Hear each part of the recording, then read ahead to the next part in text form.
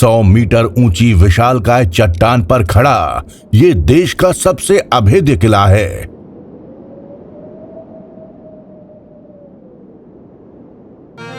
संगीत और ऐतिहासिक विरासत के शहर ग्वालियर में आपका स्वागत है, जहां आते हैं दुनिया भर के पर्यटक। ग्वालियर एक ऐतिहासिक भारतीय शहर भारत में मध्य प्रदेश राज्य की परिधि पर स्थित है। आइए देखते हैं मध्य प्रदेश के इस शहर में पर्यटन को लेकर क्या खास है। ये शहर अपनी ऐतिहासिक विरासतों, लोक कला, संस्कृति, खान पान और संगीत के एक स्वर्णिम इतिहास को समेटे हुए है। कुछ क्षेत्रों में बांटकर देखेंगे तो ग्वालियर को आसानी से कम समय में देख पाएंगे। सबसे पहले ग्वालियर के मुख्य पर्यटन स्थल ग्वालियर किले की बात करें तो इसका पूरा क्षेत्रफल 10 किलोमीटर में फैला है और इसकी जमीन तल से ऊंचाई लगभग 300 फुट है। इसका निर्माण सन 525 ईस्वी में पाल वंश के राजा सूरज सेन ने कराया था। अतीत से अब तक अपने ऐतिहासिक महत्व के लिए पहचाने जाने वाले इस विशाल किले को देखने के लिए दूर दूर से सैलानी आते हैं। किले में कई महल, मंदिर और बावड़ियां हैं। ईसा पूर्व 6ठी शताब्दी से मौजूद इस किले पर प्रतिहार, पाल और गुर्जरों से लेकर राजपूत, मराठों, मुगलों और अंग्रेजों का अधिकार रहा। ये मान मंदिर है 15वीं शताब्दी में, जिसका निर्माण राजा मानसिंह तोमर ने करवाया। किले के रंग और नक्काशी तो देखते ही बनते हैं। मान मंदिर के पीछे आप देखेंगे कर्ण महल, विक्रम महल, जहांगीर महल और शाहजहां महल जैसी अन्य ऐतिहासिक विरासतें। पास ही में पुरातत्व संग्रहालय है। विश्व इतिहास में 0 अंक का दूसरा सबसे पुराना साक्ष्य इसी किले के चतुर्भुज मंदिर में मिलता है।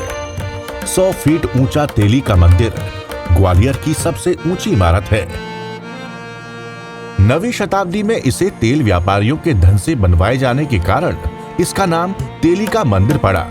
द्रविड़ शैली में बना ये इस क्षेत्र का एकमात्र मंदिर है।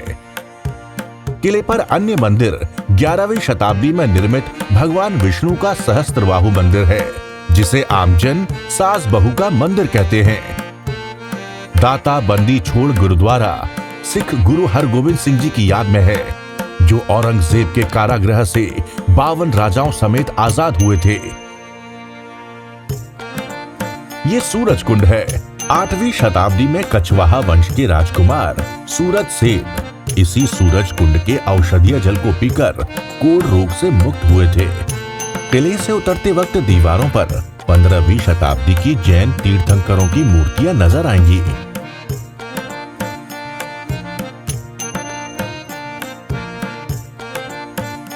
गोपाचल पर्वत पर भी जैन तीर्थंकरों की विशाल मूर्तियां देखी जा सकती हैं।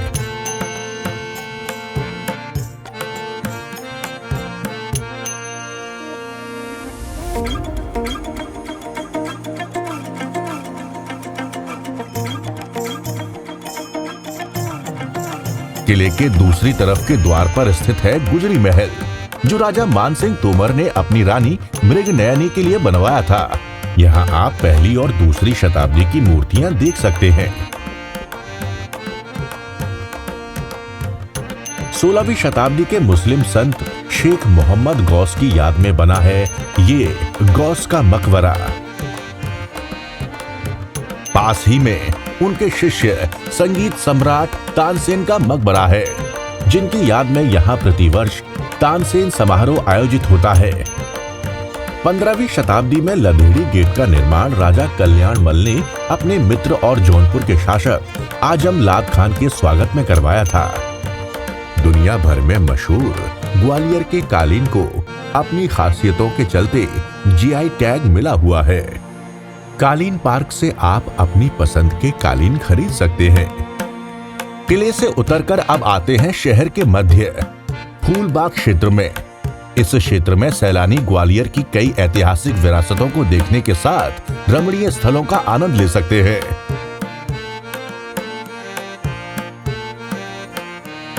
ये झांसी की रानी लक्ष्मीबाई की छतरी है।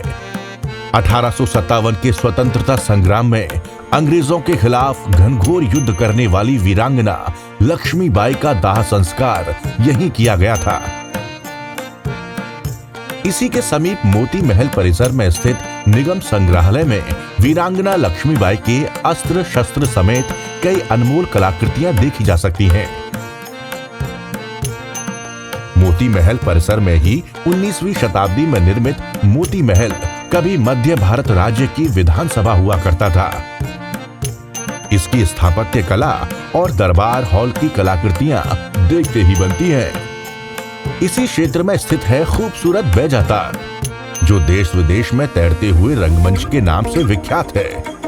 फसाद लाइटिंग से रोशन बैजाताल में शाम को आप बोटिंग का आनंद ले सकते हैं।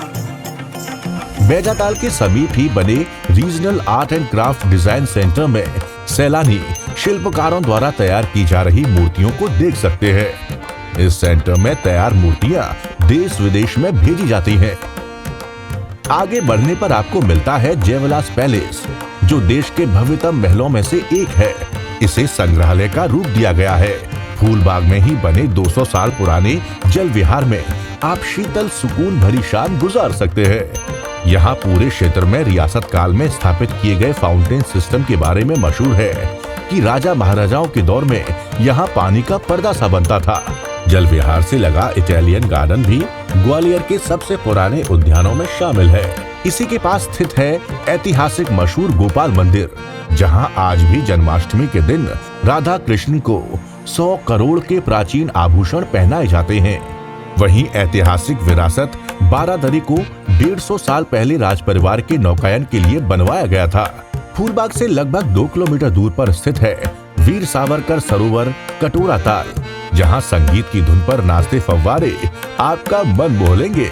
कटोरा ताल के आसपास के पूरे क्षेत्र को पर्यटन के रूप में विकसित किया गया है, जहां शाम को आप अच्छा वक्त गुजार सकते हैं। कटोरा ताल के समीप है भव्यता का प्रतीक MLB कॉलेज। इसके सामने मौजूद है सिंधिया राजघराने के दिवंगत परिजनों की छतरियां। अब बात करते हैं ग्वालियर का हृदय स्थल और मुख्य व्यावसायिक केंद्र महाराज बाड़ा क्षेत्र की, जिसके केंद्र में ऐतिहासिक जयाजी चौक है। जयाजी चौक के चारों तरफ 7 ऐतिहासिक इमारतें मौजूद हैं, जो अलग अलग स्थापत्य कला के अनुसार निर्मित हैं। इन पर की गई खूबसूरत फसाद लाइटिंग रात्रि में पर्यटकों को बहुत आकर्षित करती है। इनमें से एक इमारत में जियोलॉजिकल म्यूजियम स्थित है, जो भूविज्ञान प्रेमियों के लिए आकर्षण का केंद्र है। ग्वालियर का जयाजी चौक बाजार हस्तशिल्प, हाथकरघा उत्पादों और आभूषणों के लिए एक बेहतरीन जगह है। इस स्थान पर कई बाजार हैं, जहां आप अपनी जरूरत के अनुसार सामान बहुत अच्छे दामों पर खरीद सकते हैं। यहाँ तक कि आप यहाँ ग्वालियर के प्रसिद्ध स्ट्रीट स्नैक्स का स्वाद भी ले सकते हैं। महाराज बाड़ा पर ही स्थित डिजिटल म्यूजियम में ग्वालियर और इसके आसपास के क्षेत्र की संस्कृति, लोक कला, खान पान और इतिहास को डिजिटल रूप में सुंदर तरीके से दर्शाया गया है। संग्रहालय के प्लैनेटोरियम में आप ग्रह, नक्षत्र और तारों को निहार सकते हैं। बाड़ा क्षेत्र से 100 मीटर दूरी पर स्थित है 50,000 से भी अधिक किताबों का संग्रह रखने वाला केंद्रीय पुस्तकालय। पुस्तकालय के ऐतिहासिक स्वरूप को बरकरार रखते हुए इसे डिजिटल लाइब्रेरी के रूप में परिवर्तित किया गया है। गोरखी स्कूल में भारत के पूर्व प्रधानमंत्री अटल बिहारी वाजपेयी ने पढ़ाई की है। ग्वालियर शहर के आसपास भी कई मनोरम पर्यटन स्थल है। 22 किलोमीटर दूर तिघरा डैम न सिर्फ ग्वालियर को पीने का पानी सप्लाई करता है, बल्कि एडवेंचर स्पोर्ट्स के शौकीन यहाँ बोटिंग का लुत्फ भी उठा सकते हैं।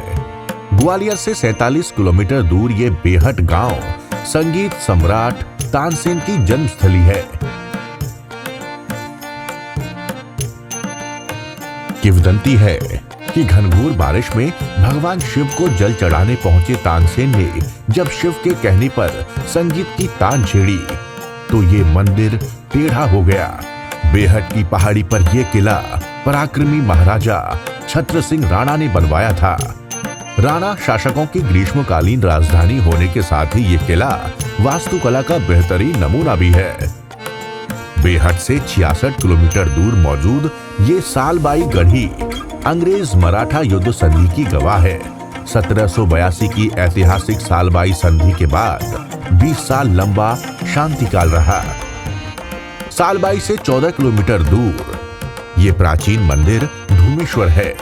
ओरछा नरेश बनने की खुशी में वीर सिंह बुंदेला ने देश में 52 मंदिरों का निर्माण कराया था, जिनमें से एक ये मंदिर है। मंदिर में 2 तरह की स्थापत्य कला दिखाई पड़ती है। मंदिर के पास पार्वती नदी बहती है। नदी पर सुंदर जल प्रपात इसकी शोभा बढ़ाता है, जिसके धुएं जैसे दिखने की वजह से धूमेश्वर नाम पड़ा। धूमेश्वर मंदिर से कुछ दूर पवाया गांव में ही आप देखेंगे नागवंशियों द्वारा निर्मित विशाल बहुमंजिला रंगमंच।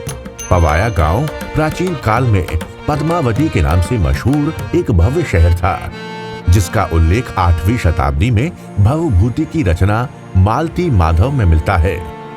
ग्वालियर के गौरवशाली विरासत की ये मात्र झलक है।